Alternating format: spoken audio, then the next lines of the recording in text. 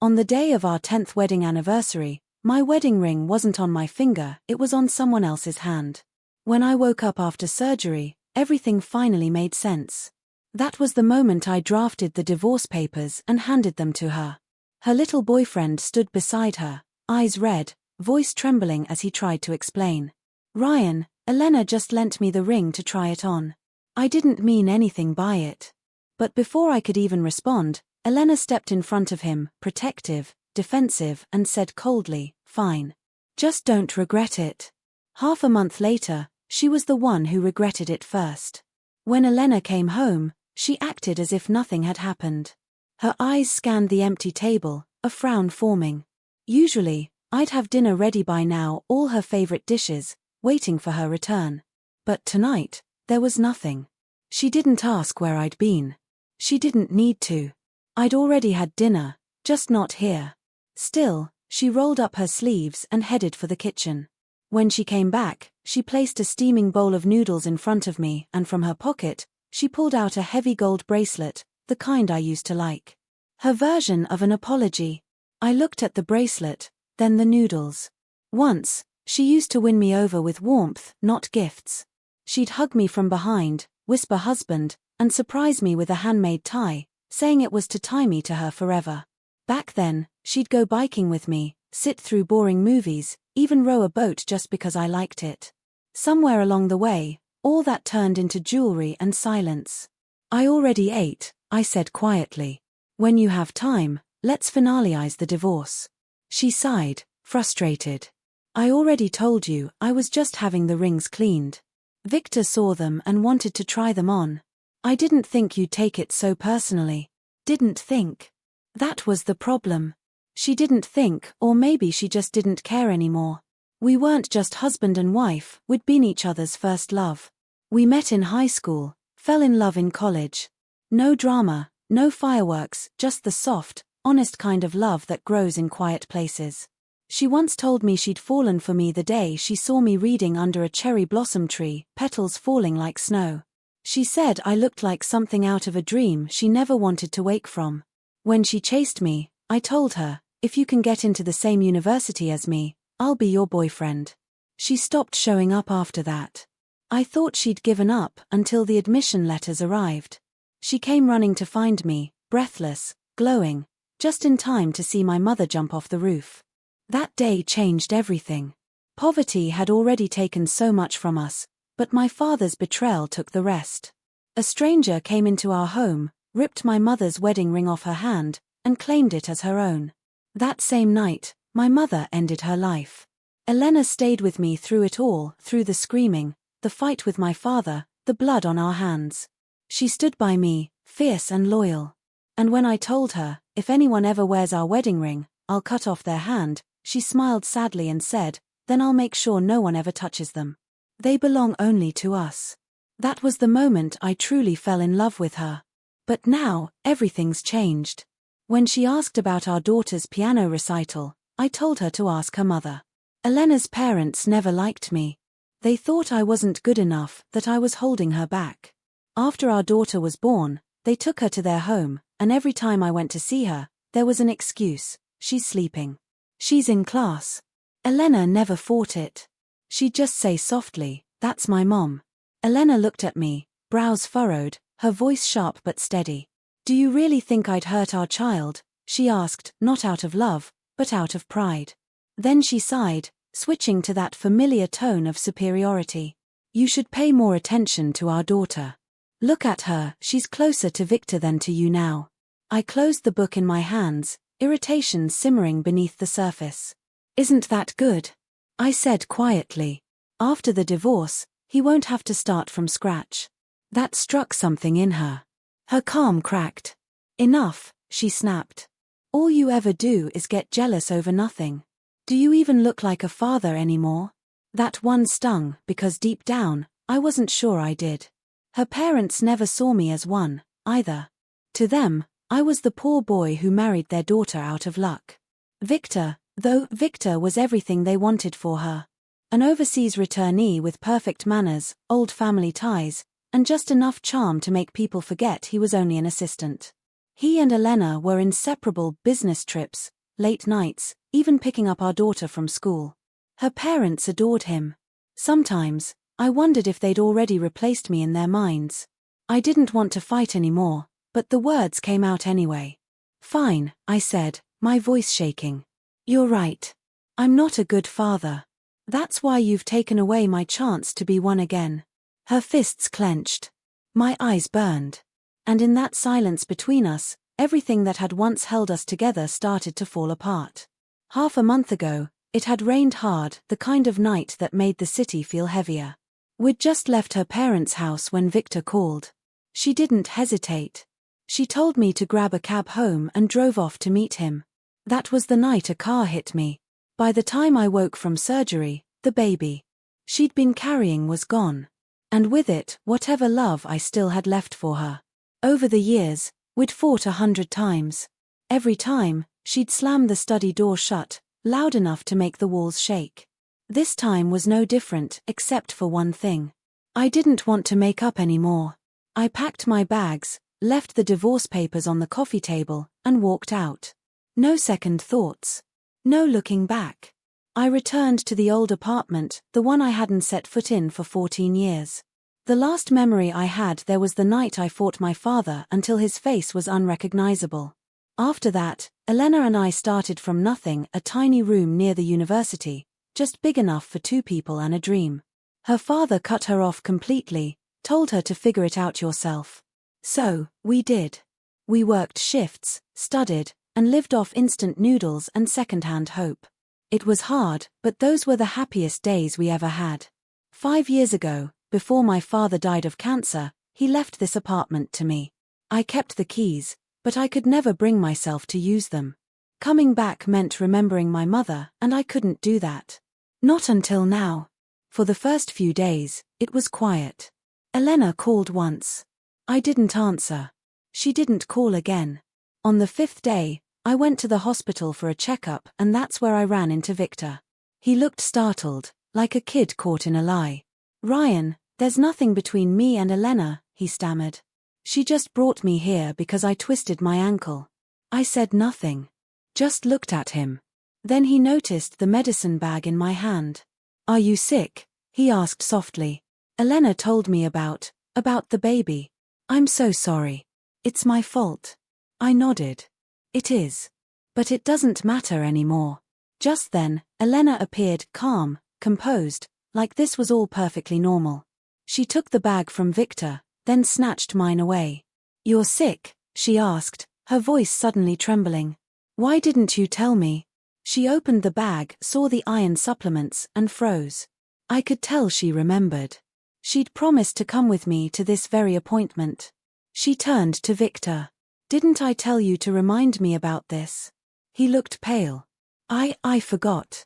Forgot. The simplest duty of an assistant, and the one thing he couldn't manage. I didn't want to watch them fumble through excuses. I took my medicine back and turned to leave. Elena grabbed my wrist. "Ryan, how long are you going to keep this up? Even if I forgot, you could have called me." "I'm not making a scene," I said quietly, pulling my hand free. "This is a hospital, Elena." She went still. She knew what I meant. When she offered to drive me home, I shook my head. "No need," I said, glancing at Victor behind her. "He seems to need a ride more than I do." I waved, turned, and walked away.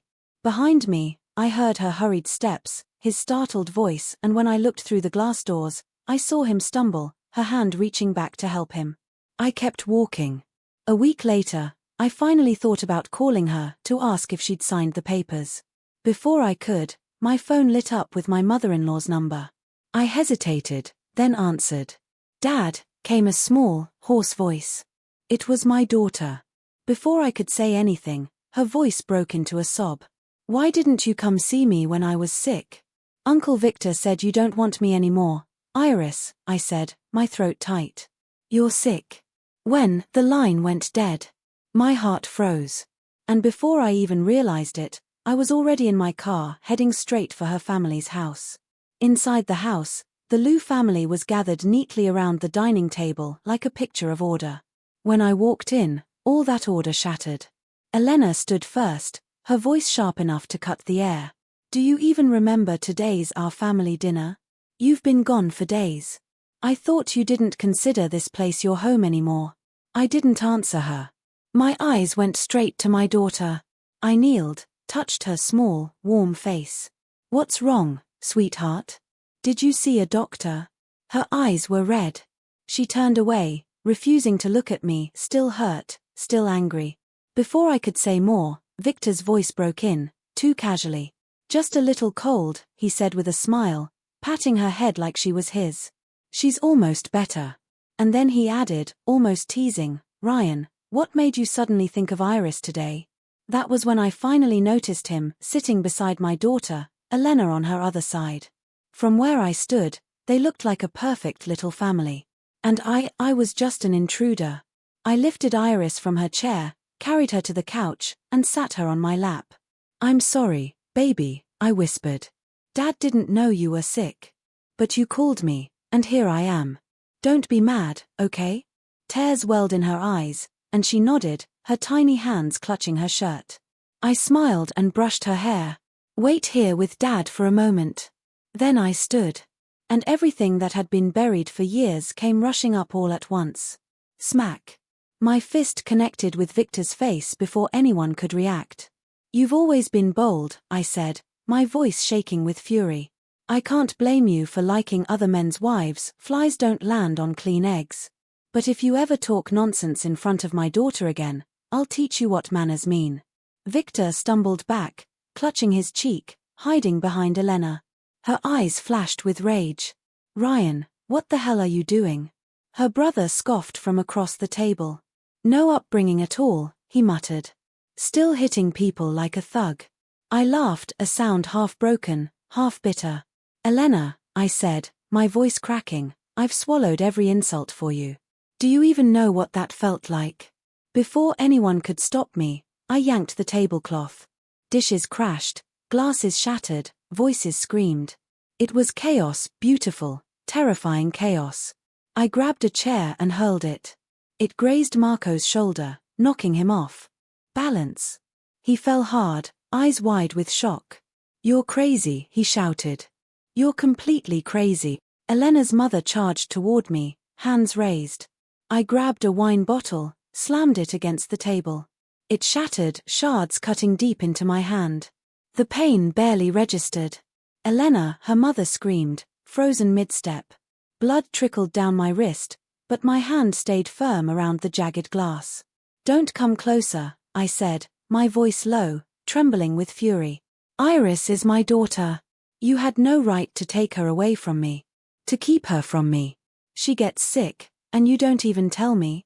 I turned toward Elena, the woman I had once believed I could survive anything for. For 10 years, I've tolerated everything in this house. You ask me what kind of man I am. Have you forgotten who I was supposed to be? I looked around at all of them, the judgmental faces, the silent pity. I was never the kind of man who could be bullied. I hit my own father once when he crossed the line. But for you, Elena. I bowed my head. Again and again. And now I finally understood, my patience hadn't been strength. It had been surrender. Just like my mother, who endured until it killed her. Just like me, who endured until my daughter started calling another man uncle. I dropped the broken glass to the floor, blood still dripping. Elena, I said softly. I'm changing the divorce terms. Iris comes with me. The room went silent. No one dared to move. I lifted my daughter in my arms, her small body trembling against me, and walked straight out of the Liu family home. Outside, the air felt sharp and cold like freedom. I placed Iris in the car, and just as I started the engine, Elena came running out, Victor right behind her. For a second, I almost stopped. But then I looked at my daughter in the rearview mirror, her sleepy eyes, her trust, and pressed down on the accelerator. Dust rose behind us, swallowing their figures whole. At the hospital, I finally breathed again. The doctor said it was just a mild cold, nothing serious. Relief flooded through me. On the drive home, guilt settled in its place. Iris, I said softly, Daddy took you away without asking your mom. Are you mad at me? She shook her head, her small arms looping around my neck. "I want to be with Daddy," she whispered. My chest ached. So maybe it wasn't that no one in that house loved me. Maybe I'd just stopped noticing that she did. I smiled through the sting in my eyes. "But Daddy's house is small. Not as fancy as Grandma's. You might have to stop those piano lessons." She stayed quiet.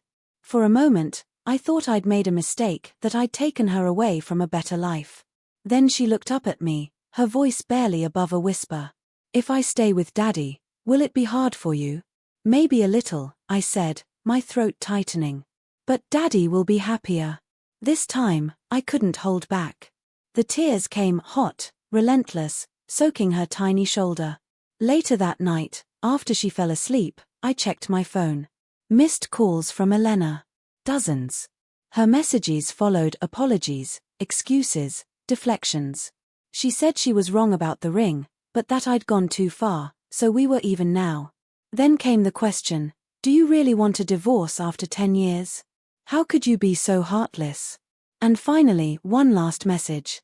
"Bring my daughter back. I won't let her go." I stared at that line for a long, long time. I hadn't planned on fighting for custody. I thought I couldn't give Iris the life she deserved, the comfort, the opportunities. But tonight, I finally understood. She didn't need more toys or lessons or fancy meals. She just needed love. So, I didn't reply.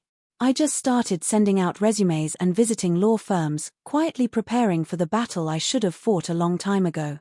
If I was going to end this marriage and fight for custody, I had to be ready for everything that came with it. That's when I met Freya, one of the city's top attorneys. Sharp mind, soft heart.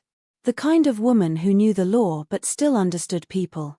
She noticed I always brought Iris along to meetings, so she offered to meet closer to my place, saying she wouldn't charge extra.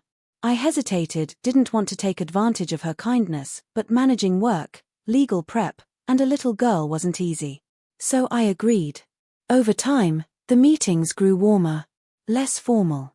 Sometimes, Freya would just come straight to my apartment.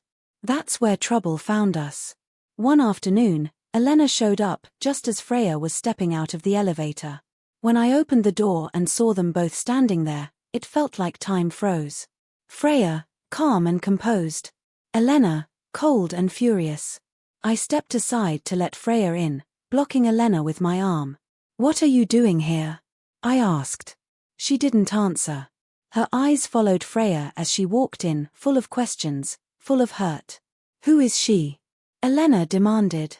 I didn't owe her an explanation. "If you've got nothing important to say, please leave." Before I could close the door, she shoved it hard. The impact slammed me against the wall. Freya reacted instantly, pulling me out of the way. She snapped, her voice like steel, "You just hurt him." Elena froze. Her anger wavered for a second. "I didn't mean to, Ryan." She tried to reach for me, but I stepped back. I hadn't planned to say another word to her. But Freya, ever the peacemaker, suggested we all sit down and talk. Against my better judgment, I agreed. Just as we sat, Iris padded out of her room, rubbing her sleepy eyes. When she saw her mother, her face lit up. "Mommy, are you moving in to live with us now?" Elena's gaze flicked toward me, uncertain. She didn't answer. Freya, gentle as always, asked, "Iris, if Mommy and Daddy can't live together, who would you like to stay with?" My daughter blinked, confused. "Why can't you live together? All my friends' parents do." Elena and I locked eyes, a heavy silence between us, before she forced a smile. "Of course Daddy and Mommy live together. We'll all be together again soon." Something inside me snapped. "Elena," I said quietly, "I'm not going back with you." Iris looked from her mother to me. Then she wriggled out of Elena's arms and climbed into mine. "If Daddy isn't going, I'll stay with Daddy." I stroked her hair. "Mommy's busy, sweetheart. If you go with her, she'll just take you to Grandma's house again." Freya's eyes flickered, she understood more than she said. "And what's wrong with Grandma's house?" she asked softly. Iris hesitated, clutching my shirt. "Grandma said Daddy doesn't want me.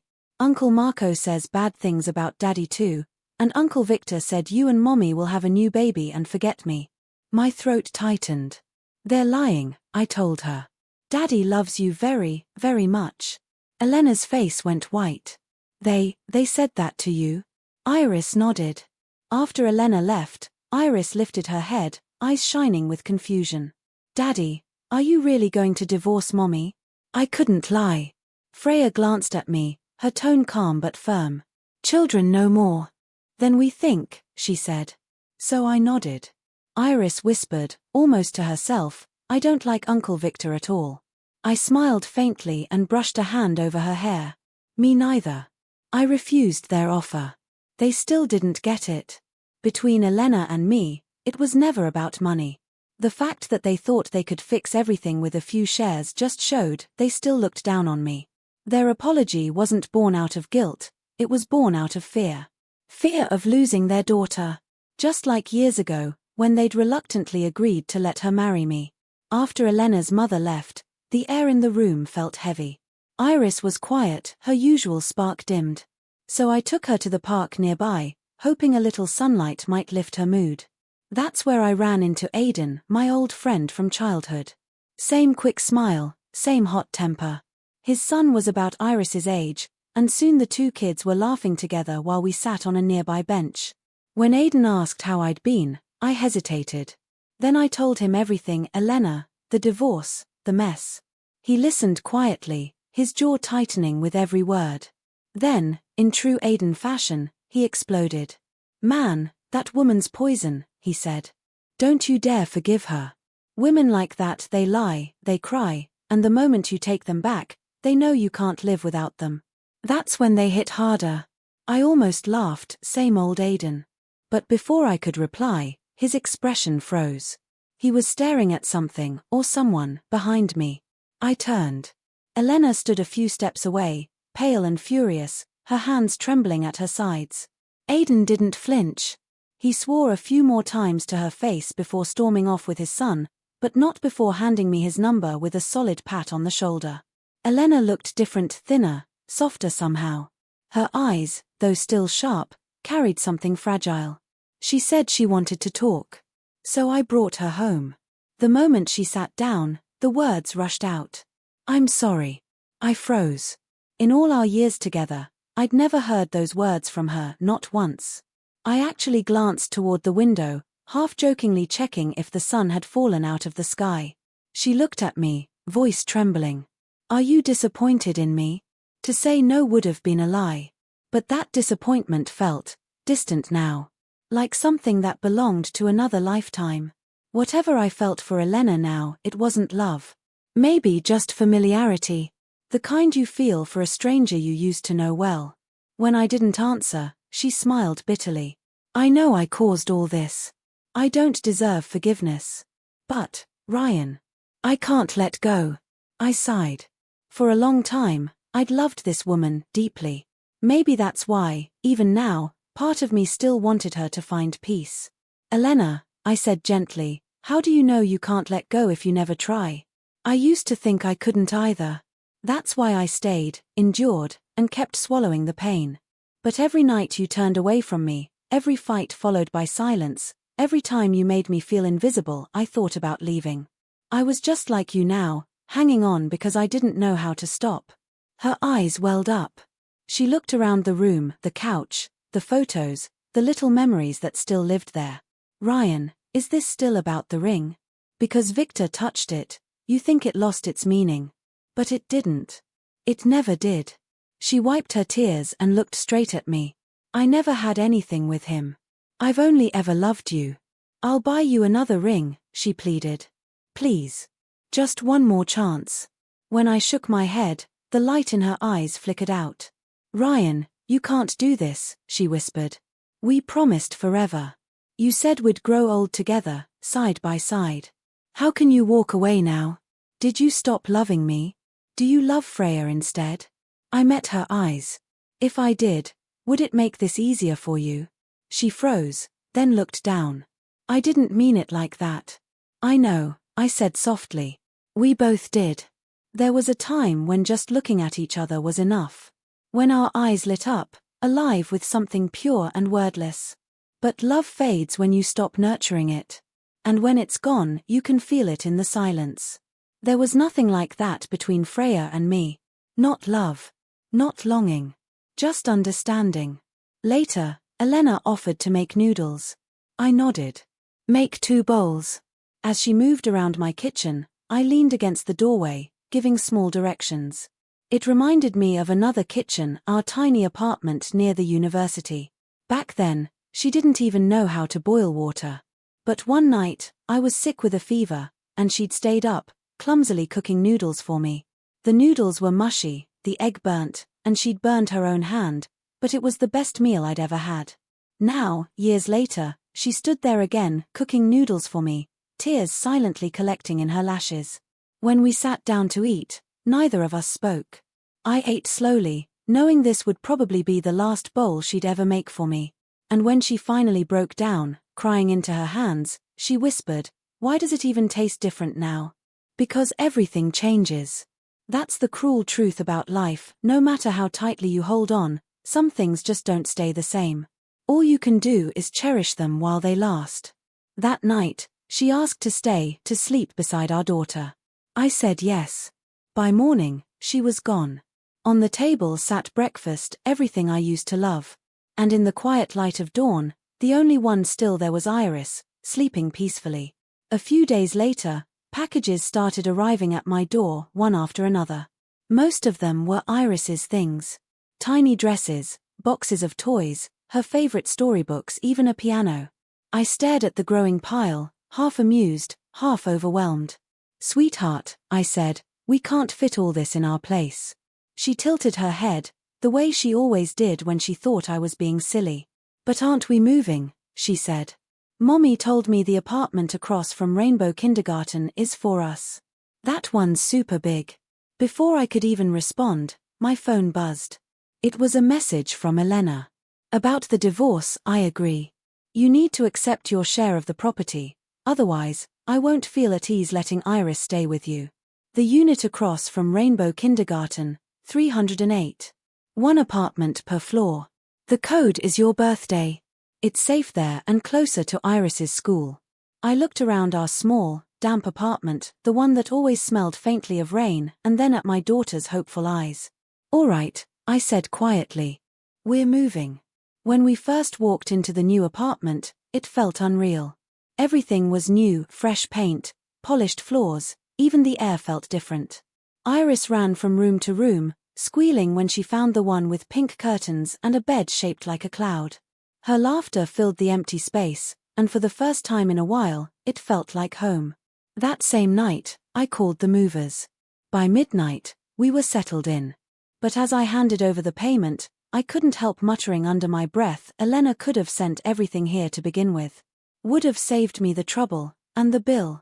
A month later, Freya showed up at my new place, holding a stack of papers, the divorce agreement. She took one look around and smirked. "Nice place," she said. "Must be good to have money." I set down a plate of fruit, poured her some tea, and we talked. She told me that right after Elena had left my apartment that day, she'd gone straight to find Freya. They'd talked for hours, but Freya said she only gave her one piece of advice. The best kind of marriage is one where both people help each other grow, whether they stay together or not. That, apparently, was what made Elena hand everything over to Freya to handle. When I finished signing, I asked the question that had been sitting on my tongue for days. "How's Elena?" Freya's smile faded. She told me Elena had been sick. A strange fever that came and went, one the doctors couldn't figure out. And when the fever finally broke, she stopped eating, stopped sleeping, she was losing weight fast. "Don't go see her," Freya warned. "She's getting better. Slowly." I didn't argue. I knew what it was like to fall apart after losing something you love. After our second child passed, I couldn't sleep for months. When I finally did, nightmares yanked me awake. But with time, even the sharpest pain dulls. You shed that layer of skin and keep walking. After the divorce, I became what you might call a small-time capitalist. Aidan, my old friend, couldn't believe it when he heard I was job hunting. "You've got plenty of money," he said. "Why bother working?" I told him, Because money doesn't give you purpose. You need to feel useful to feel alive. He thought about that, nodded, and made a few calls. A week later, I was in the planning department of his company. I liked it there. The routine. The 9-to-5 rhythm. The laughter that floated through the halls during coffee breaks. And best of all, I could still pick Iris up from school every afternoon. When I was with Elena, I never had to worry about bills or meals, but there was always this strange emptiness. Working filled that void. Every day, I felt like I was building something again, something that was mine. The company felt like a family.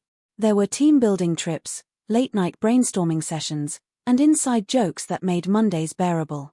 Elena still visited often. Sometimes, when her mother missed Iris too much, she'd take her over for a few days. I never stopped her. As long as Iris was smiling, that was all that mattered. Freya stayed close with both of us. Recently, she'd met someone, a quiet guy who, in her words, was impossible to read. Over barbecue one evening, she complained about how hard it was to get his attention. I threw out a few ideas, but she just laughed and said none of them fit her style.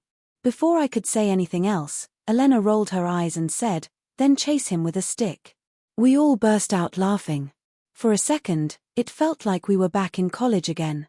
Elena's laughter was brighter, freer. She was becoming herself again. That night, Freya got her a little too drunk. As we walked her to the car, she turned to me, eyes half closed from wine and emotion. "You two planning to stay single forever?" she slurred. I smiled. Honestly, I hadn't thought about it. It's not that I've given up on love. I just don't go looking for it anymore. Life feels full enough as it is. Love comes when it wants to, and sometimes, it leaves just as quietly. Maybe that's the point. Maybe you're not supposed to chase it. Just live. And let fate take care of the rest.